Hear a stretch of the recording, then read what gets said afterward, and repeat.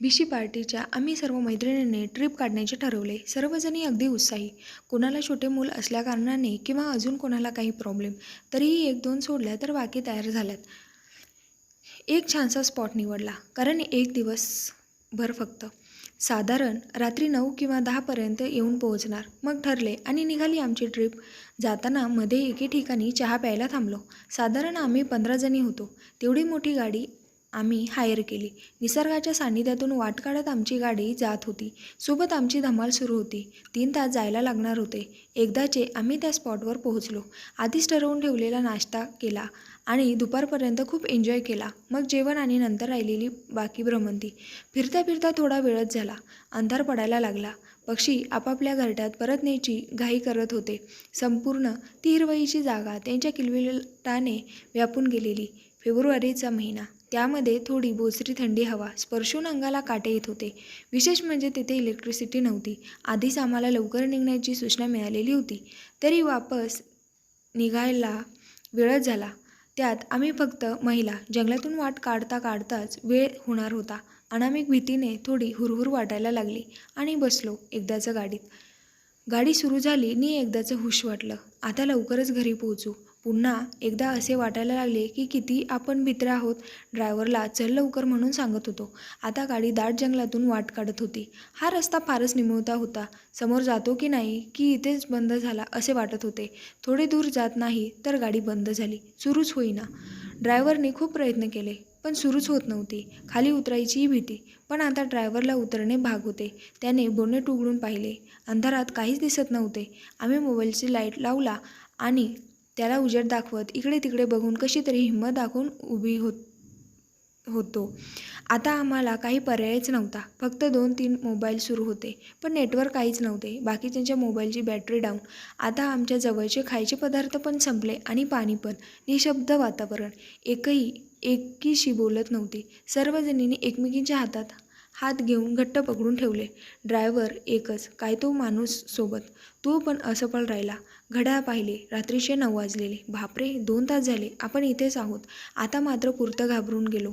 मग ड्रायव्हर म्हणाला की बघतो इथे कुणी मिळेल तर. आणि फोन तेथून मालकाला. इथे मेकॅनिक मिळणार नाही. नाहीतर माझ्या मोबाईलला नेटवर्क मिळाले तर फोन करून दुसरी गाडी बोलावतो. आम्ही सर्व लेडीज त्यामुळे तो पण आम्हाला सोडून कुठे जात नव्हता. शेवटी पाठवावेच लागले. आम्ही थोडं रेस्ट्रिक्टेड एरियाच्या बाहेर होतो. तरी पण तिथे खूप झाडी होती. ड्रायव्हरला खाली पाठवून आम्ही गाडीचे दार लॉक करून घेतले. ड्रायव्हर वापस येईपर्यंत गत्यंतर नव्हते. त्याला बाहेर पाठवून ती सुद्धा एक रिस्कच घेतली होती. थंडगार वारा आता जोरात वाहत होता. आम्ही मात्र न बोलता प्रत्येकीच्या चेहऱ्यावर चिंता, एक अनामिक भीती की आपले आता काय होणार. त्या थंडगार वाऱ्यापेक्षाही गार होऊन बसलो होतो. गाडीत अंधार. एखादी टाचणी जरी पडली तरी आवाज येणार इतकी भयान शांतता. झाडीतून किर किर करत रातकिडे ओरडत होते. कुठेतरी सटकन काही पडल्याचा आवाज. मग अजूनच आमची मिठी घट्ट होत होती. एक दोघी तर रडायलाच लागल्या. त्यांना समजावत होते पण माझीच भीतीने किती गाळण उडाली होती हे मलाच माहीत होते. तरी मला हिंमत ठेवावीच लागली. काजवे अजूनच ओरडत होते आणि थोडा प्रकाश देऊन जणू त्या अंधाराला डिवचत होते.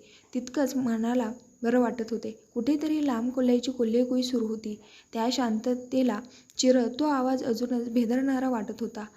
वाटेल तसे विचार मनात डोकावत होते.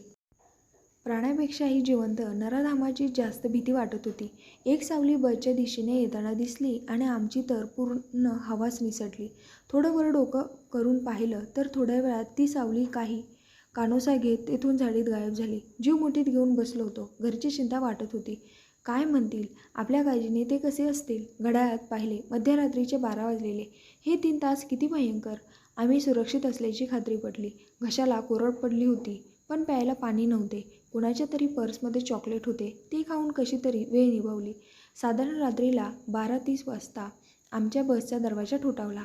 मग आमची पंढरी चांगलीच घाबरली. देव आठवायला लागले. त्याच्याजवळ 2 मशाली होत्या. आता वाटले हे दरवाजे तोडून आत येणार. मग कल्पनाच करवत नव्हती. त्या थंडीतही दरदरून घाम फुटला. मग ड्रायव्हरचा आवाज आला. तेव्हा कुठेही जीव आला. दार उघडू की नाही म्हणून मी थोडा पुढाकार घेऊन समोर गेले आणि त्या मशालीच्या उजेडात ड्रायव्हरचा चेहरा पाहिला आणि देवाचे नामस्मरण करीतच मी बसचे दार उघडले. तर ते दोन धडधाकट पुरुष मशाली बाहेर घेऊन आत शिरले. आधी तर ते त्यांच्या भाषेत काहीतरी कुजबुजत होते. ते कळले नाही. आता अजूनच भीती वाटायला लागली. पण ड्रायव्हर सोबत होता. ते बोलले, तुम्ही आता इथेसा थांबू नका, कारण आता रात्रीत इथं काही पण विपरीत घडतं. म्हणून म्हणतो का चला आता इथून उतरा, नाहीतर काही खरं नाही. आमचे चेहरे पाहण्यासारखे होते. नाईलाजाने आम्ही बस खाली उतरून गुपचूप त्यांच्या मागे चालायला लागलो, जीव मुठीत घेऊन त्या अनोळखी माणसासोबत. कारण इकडे आड तिकडे वीर असे झाले होते. म्हणून आम्ही हा मार्ग निवडला. काठी आपटत आपटत आमच्या एक जण मागे आणि एक जण पुढे असे जवळपास अर्धा किलोमीटर चाललो असेल. घशाला कोरड पडली, पण कुणाला सांगणार. अगदी हिप्नोटाईज झाल्यासारखं चालत होतो. आता समोर काय होणार? आपण घरी पोहोचू की नाही? समोर अंधुकसा उजेड असलेली एक जागा दिसली. आता आम्ही धोक्याबाहेर असल्याची खात्री झाली. आता इथे थोडा वेळ आराम करून सकाळ होईलच, मग आपण सुखरूप घरी जाऊया. या तंद्रीत असतानाच एकदम बेडवर धाडकन उठून बसले. पाहते तर दरदरून घाम सुटलेला. मी स्वप्न पाहिले का? स्वप्न असेल तर किती भयंकर स्वप्न होते ते. मी झोपेत होते की जंगलात? विचार करूनच अंगावर काटा उभा राहिला. आम्ही अशी रात्र काढली. आमच्यासाठी स्वप्नातली ती काळी रात्र खरंच काळी रात्र ठरली. ती दोन माणसं कोण होती? या आणि त्यांनी आपली मदत केली. स्वप्नातली ही रात्र पुन्हा कधीच येऊ नये. न विसरणारी जीवघेणी रात्र, कायम स्मरणात राहणारी, कधीही कल्पना न करू शकणारी. हे खरं असेल का किंवा होईल का? यामुळे अजूनच भीती निर्माण झाली. कारण खरंच आमची ट्रिप ठरवली होती.